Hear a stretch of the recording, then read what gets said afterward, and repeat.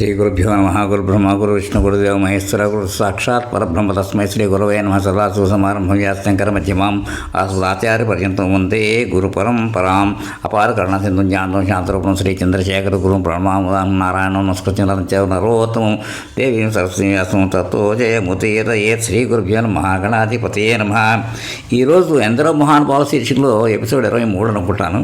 దాంట్లో సడన్గా మొన్న జ్ఞాపకం వచ్చింది, అయ్యో అమితాబ్ బచ్చన్ గురించి చెప్పలేదు, ఆయన నిజంగా మహానుభావుడే. మా జనరేషన్స్ చెప్పాలంటే అంత ముందర వాళ్ళు రాజ్ కపూర్ వాళ్ళు ఎంతమంది గొప్పవాళ్ళు, అదేవిధంగా అమితాబ్ బచ్చన్ గారు కూడా ఒక తన స్టైల్ పెట్టుకుని తన దాంట్లో తనదైన శైలిలో రాణించారు. ఆయన గురించి 4 మాటలు చెప్పాలని చెప్పి అనుకున్నాను. ఇది ఒకటి ఇవాళ మామూలుగా చెప్పి తర్వాత రేపు ఎల్లుండి ఎప్పుడొకప్పుడు వీలు పడితే ఒక పాట ఒకటి వాయిస్తాను. దాంట్లో ముందర ఫస్ట్ పార్ట్ 1 అనుకుందాం పోనీ, అది దాంట్లో నేను చెప్తాను. అమితాబ్ బచ్చన్ గారు సినీ నటుడు, పద్మవిభూషణ్ పురస్కార్ గ్రహీత. అమితాబ్ హరివంశ్ బచ్చన్ 1942 అక్టోబర్ 11న జన్మించారు. భారత సినీ నటుడు. 1970లలో రిలీజ్ అయిన జంజీరు, దీవారు సినిమాల్లో ప్రఖ్యాతి పొందారు. తన పాత్రలతో భారతదేశ మొదటి యంగ్ మ్యాన్గా ప్రసిద్ధి చెందారు. బాలీవుడ్లో Shahenshah, star of the millennium, big B అనే బిరుదులను కూడా పొందారు. 4 దశాబ్దాలలో దాదాపు 180 సినిమాలలో పనిచేశారు.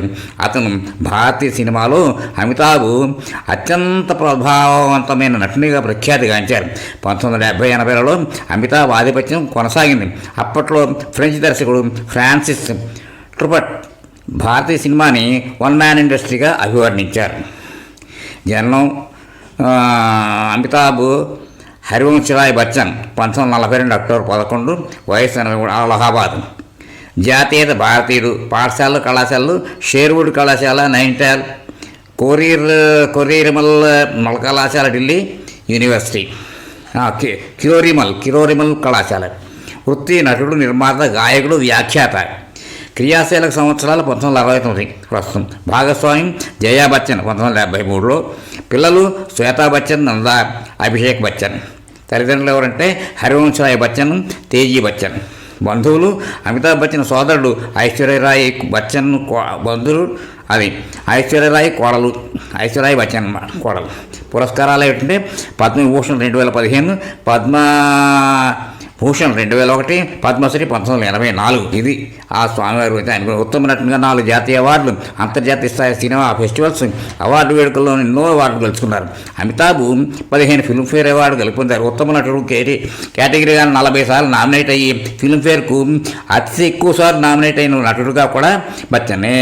నటునిగా కాక నేపథ్య గాయనిగా, నిర్మాతగా, టెలివిజన్ యాంకర్గా తన ప్రతిభ చాటుకున్నారు. అతను 1980లలో రాజకీయాల్లో కూడా క్రియాశీలకంగా పనిచేశారు. అమితాబ్ 1984 భారత ప్రభుత్వం అమితాబ్ను పద్మశ్రీతోనూ, 2001లో పద్మవిభూషణ్తోనూ, 2015లో 2 పద్మవిభూషణ్తోనూ గౌరవించింది. 2007లో ఫ్రెంచ్ ప్రభుత్వం తమ దేశ అత్యున్నత పురస్కారమైన లెగియన్ ఆఫ్ హానర్తో గౌరవించింది. హాలీవుడ్లో మొదటిసారి 2013లో ద గ్రేట్స్ అనే సినిమాతో అడుగుపెట్టారు బచ్చన్. జిఎస్ఎస్ వ్యక్తి మేయర్ వోల్ఫోషిమ్ అనే పాత్రలో నటించారు. ఆయన మానవతా కోణం ఏమిటంటే చాలా సామాజిక కార్యక్రమాలు పాల్గొంటూ ఉంటారు.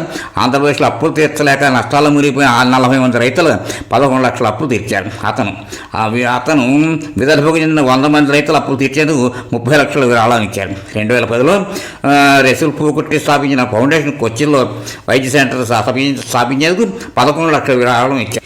2012లో ఢిల్లీ గ్యాంగ్ రేప్ తర్వాత జరిగిన అల్లర్లో మరణించిన ఢిల్లీ పోలీస్ కానిస్టేబుల్ సుభాష్ చంద్ర తోమర్ కుటుంబానికి 2.5 లక్షలు విరాళాలు అందించారు. అమితాబ్ 2013లో తన తండ్రి పేరు మీద హరివంశ్ రాయ్ బచ్చన్ మెమోరియల్ ట్రస్ట్ను స్థాపించారు. అతను 2002లో 1556 పోలియో కేసులు నమోదైనప్పుడు యూనిసెఫ్ పోలియో నివారణ ప్రచారంలో అమితాబ్ బచ్చన్ ప్రచార రాయబారిగా నియమించింది. 2014 మార్చి 27లో వరల్డ్ హెల్త్ ఆర్గనైజేషన్ WHO భారతదేశాన్ని పోలియో రహిత దేశంగా గుర్తించడం విశేషం. 2013లో బాలికల అభ్యున్నత కోసం పనిచేసే ప్లాన్ ఇండియా స్వచ్ఛంద సంస్థకు అమితాబ్ కుటుంబం 25 లక్షల విరాళం ఇచ్చారు. 2013లో మహారాష్ట్ర పోలీసు సంక్షేమ నిధికి 11 లక్షల విరాళం ఇచ్చారు. అమితాబ్ పురుల రక్షణ కోసం సేవ్ అవర్ టైగర్స్ క్యాంపెయిన్కు అమితాబ్ ప్రచార రాయబారి అతను. ఇలా ఎన్నెన్నో మంచి సామాజిక కార్యక్రమాలు ఎన్నో చేసి పెట్టారు ఆయన.